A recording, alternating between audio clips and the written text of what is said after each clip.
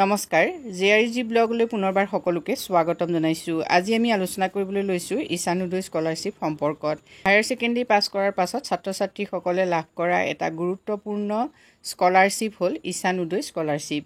যিটো স্কলাৰশ্বিপ ছাত্ৰ-ছাত্ৰীসকলক বিশেষকৈ উচ্চ শিক্ষা আহৰণৰ বাবে ইউজিচি ফালৰ পৰা দিয়া হয়।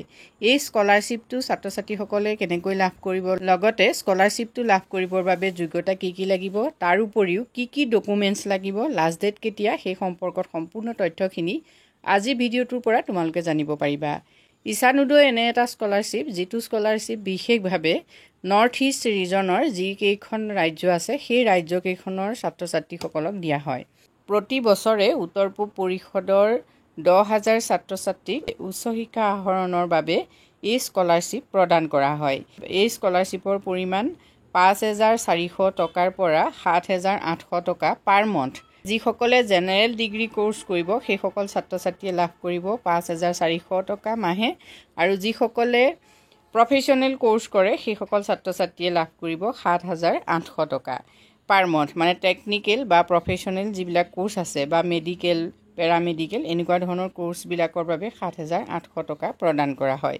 এই স্কলাৰশ্বিপটো ডিবিটি ছিষ্টেমত ছাত্ৰ-ছাত্ৰীসকলক দিয়া হয়, মানে ডাইৰেক্ট বেনিফিট ট্ৰেন্সফাৰ, অৰ্থাৎ তেওঁলোকে অনলাইন কৰিব লাগে। অনলাইন কৰাৰ পাছত ভেৰিফিকেশ্যন হ'ব, আৰু ভেৰিফিকেশ্যন হোৱাৰ পাছত যদি তেওঁলোক চিলেক্ট হয়, মানে কাট অফ মাৰ্ক থাকিব, সেই কাট অফ মাৰ্কৰ ভিতৰত যদি তেওঁলোকৰ নাম আহে তেতিয়াহ'লে তেওঁলোকৰ বেংকৰ একাউণ্টত পোনপটীয়াকৈ পইচাটো সোমাই যায়।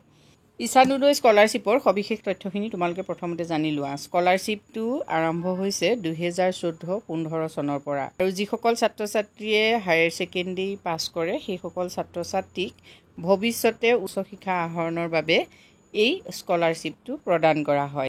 যিসকল ছাত্ৰ-ছাত্ৰীয়ে degree course, technical and professional course আৰু মেডিকেল, পেৰামেডিকেল কোৰ্চ পঢ়ে সেইসকল ছাত্ৰ-ছাত্ৰীয়ে এই স্কলাৰশ্বিপৰ বাবে আবেদন কৰিব পাৰিব। আৰু স্কলাৰশ্বিপটোৰ বাবে তোমালোকে NSP পৰ্টেল, যিটো নেশ্যনেল স্কলাৰশ্বিপ পৰ্টেল বুলি কয়, NSP পৰ্টেল, সেই NSP পৰ্টেলত গৈ তোমালোকে অনলাইন কৰিব পাৰিবা।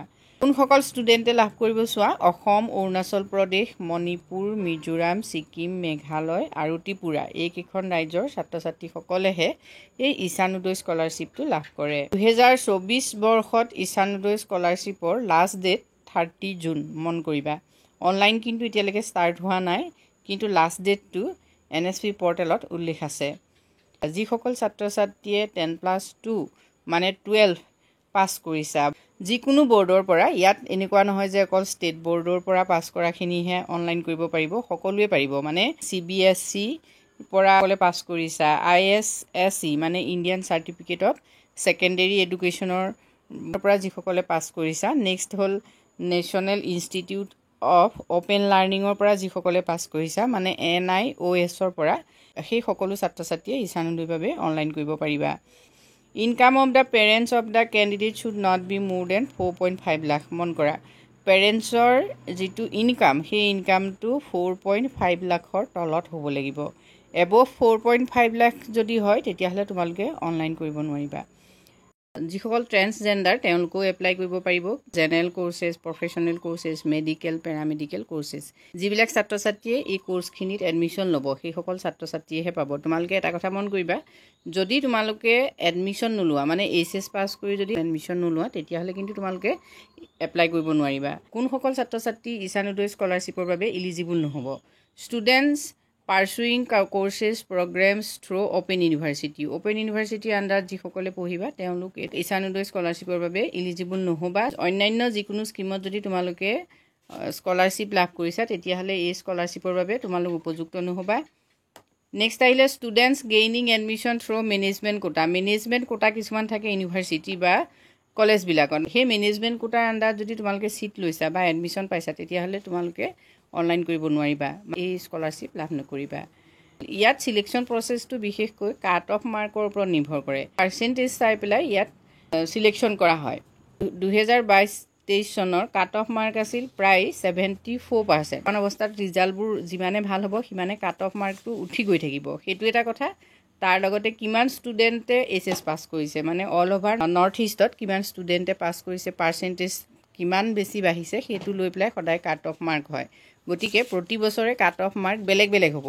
গতিকে তোমালোকৰ যদি 75ৰ ওপৰত আছে তোমালোক নিশ্চিত হৈ থাকা যে তোমালোকে ঈশানোদয় স্কলাৰশ্বিপ পাবা তাৰ তলত যিসকল ছাত্ৰ ছাত্ৰী মাৰ্কছটো আছে তেওঁলোকেও অনলাইন কৰিবা যদি কাট অফ মাৰ্ক কমি যায় তেতিয়া তেওঁলোকেও এই স্কলাৰশ্বিপ লাভ কৰিবলৈ সমৰ্থ হ'বা এতিয়া তোমালোকে কেনেকৈ অনলাইন কৰিবা ফৰ্ম কেনেকৈ ফিল আপ কৰিবা সেই সম্পৰ্কত তোমালোকে চাই লোৱা যিটো নেশ্যনেল ই স্কলাৰশ্বিপ পৰ্টেল সেই পৰ্টেলত গৈ তোমালোকে অনলাইন কৰিব পাৰিবা আৰু ডকুমেণ্ট তোমালোকৰ কি লাগিব চোৱা ডকুমেণ্ট বিশেষকৈ ডমিচিয়েল চাৰ্টিফিকেট লাগিব গতিকে এতিয়াই তোমালোকে ডমিচিয়েল চাৰ্টিফিকেট উলিয়াই থ'বা আৰু proof of annual income certificate বুলি কয় যিখন সেইখন তোমালোকে এতিয়াই উলিয়াই থ'বা লাষ্ট ডেট 30 জুন পৰ্টেলত উল্লেখ আছে কিন্তু অনলাইন লিংক খোল নাই খোৱা মন কৰিবা এনে NSP পৰ্টেলত গৈ মাজে মাজে চাই থাকিবা আজি ভিডিঅ'টোত আমি তোমালোকৰ বাবে এইখিনি তথ্য আগবঢ়াইছোঁ অনলাইন যেতিয়া আৰম্ভ হ'ব তোমালোকক জনাবলৈ চেষ্টা কৰিম আজিলৈ ইমানেই ধন্যবাদ